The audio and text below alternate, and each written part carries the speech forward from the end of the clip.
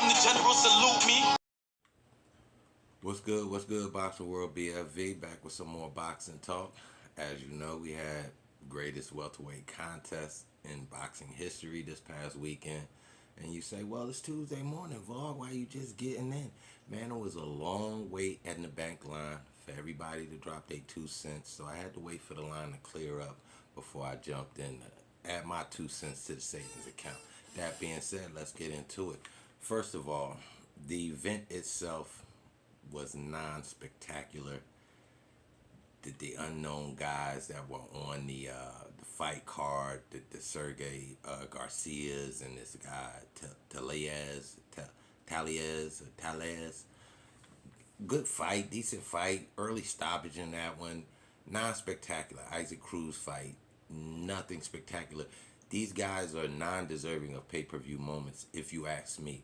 So they could have did a better job with putting together a card. I understand you got to spend a little bit more money for some better fights, but when you have such a historical event like that, it needs to be supported with other great fights so that the whole entire card is memorable, not just the lopsided main event. That being said, let's get into the main event. The main event was what was supposed to happen. It's the best way I could put it. Spence was supposed to lose. I don't know if he was supposed to lose in that caliber. I thought, personally, with him having, obviously, the promotional support, that it would have been maybe a decision type of situation. But one-sided, I mean, that was big brother beating little brother. That was terrible performance by Spence. Not able to get anything done. Nothing, no second game plan, no plan A, plan B, and if worse, plan C when you're dealing with quote unquote a pound for pound guy like Bud Crawford. You have to have several different strategies to implement to see which one is actually going to be successful, which one you can use at this point in the fight, which one you need to be using at this point in the fight. There was no A, B, or C there. I don't even think they had a game plan. It was just show up. It was just make weight. I think that was the whole game plan, was to make weight. That was all it seemed like they worked on. And if you could look back at some of the comments, he was saying things like, Spence was saying things like, my timing was off. So if your timing was off, that's telling me you wasn't doing any sparring. And if you wasn't doing any sparring, that all goes back to your car accident where you lost your grill and things like that. So I don't think you want to be getting punched in the mouth for free in training and things like that. So sparring is definitely something that helps boxers with their timing. 15 months, 16-month layoff, not that long to say, well, he just didn't have it anymore. He didn't have his timing because there was no sparring in between that downtime.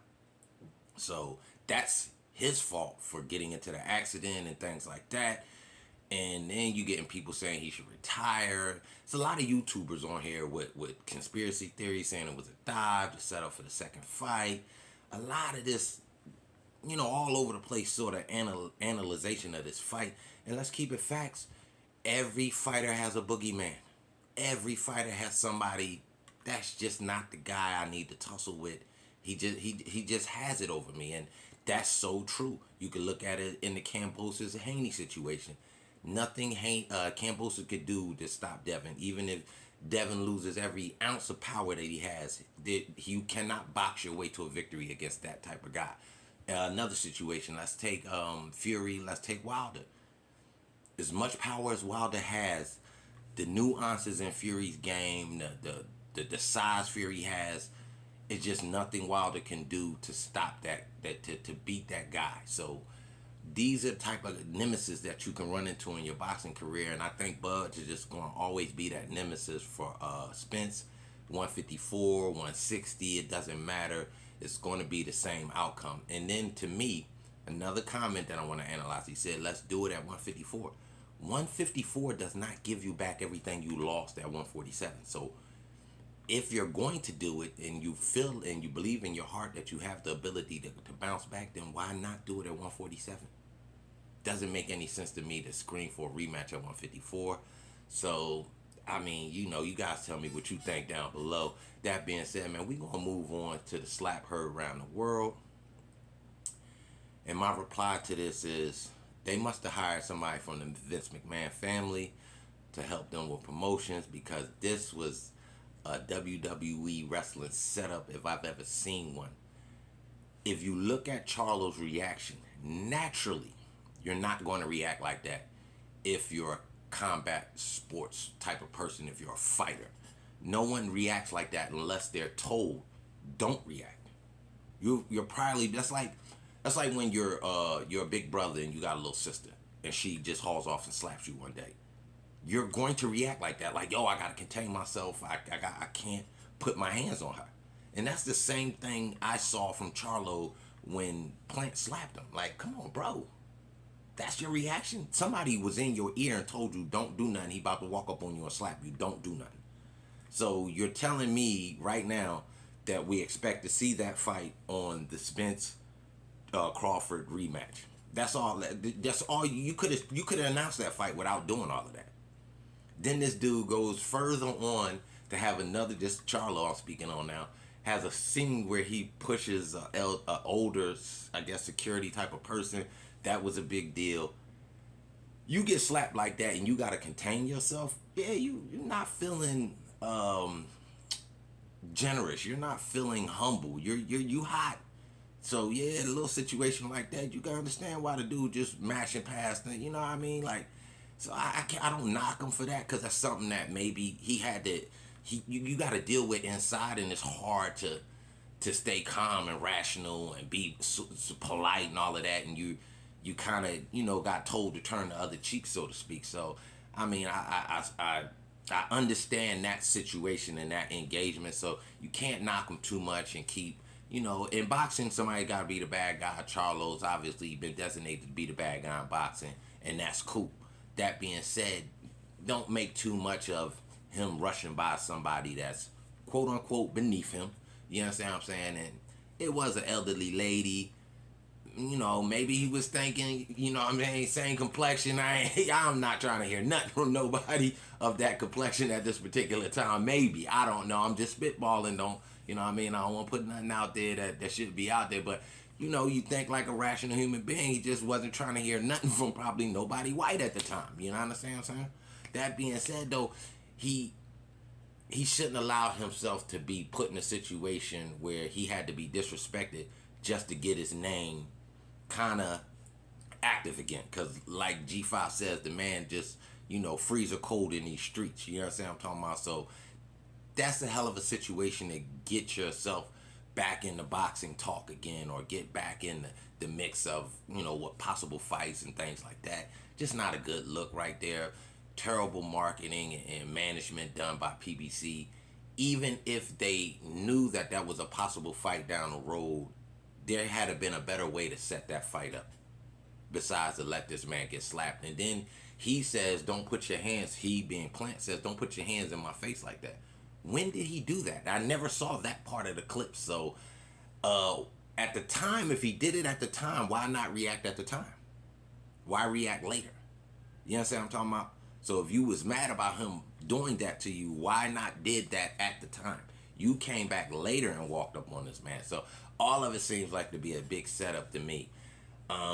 Just like I said, I guess if that's the way you gotta promote your next fights and possibly build up for a pay-per-view, I'm not gonna lie, Plan is not pay-per-view material. I don't care about him stopping the last boy from Detroit. Just I'm Darrell, that being said, no disrespect to Darrell, but I thought Darrell was, at that retirement stage in his career. You know what I'm saying? I'm talking about his biggest splash was knocking out a guy from a division lower. And when you're doing things like that, you kind of might be able to hang it up at this point in your career. And I don't give Plant any kudos for that KO after you came off the bicycle performance against Canelo. And in that situation, you had all the fury in the world to try to slap the dude, but I didn't see that same passion in the fight. So I'm not giving this dude Plant no respect and no credit for acting like he just got balls of fury. You understand what I'm talking about? So I'm gonna just let that situation end on the note that it's on. It's dead. If that fight is a pay-per-view fight, it better be a supporting fight on a pay-per-view card. Don't give me that fight as a main event. I don't want to see it. That being said, let's talk about Haney and Prograis.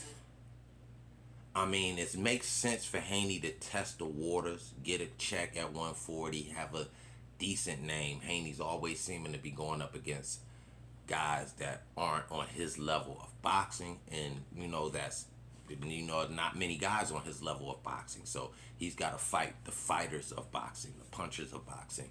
And this is another guy that doesn't have that one punch killer KO that Haney has to worry about. So I think he'll be able to box.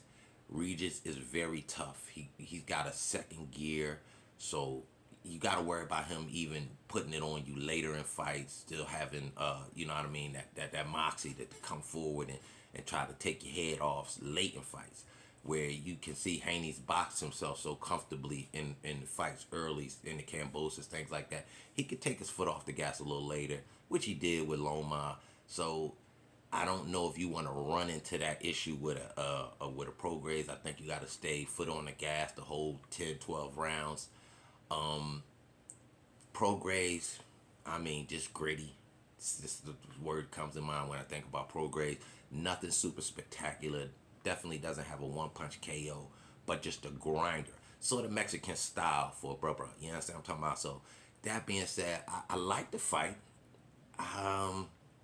Is it a $90 fight? Is it a pay-per-view fight? I don't know. I really don't know if that's a pay-per-view fight. I mean, Prograis definitely has a name that's, even though he hasn't been on the big stages lately here, like a Dazan card or anything like that, his name has just been active for, past 3-4 years in boxing easily. So I can't get a feel on this at a pay-per-view. You guys tell me what you think in the comment section. I'm just here spitballing, giving you my 1-2, a little bit of reaction, a little bit of boxing talk from the past weekend, and something that we got for a couple fights that we got upcoming that I splashed on, such as the Prograis and Haney. That being said, man, y'all tell me what y'all think in the comment section. Boxing First Vlog, I'm gone.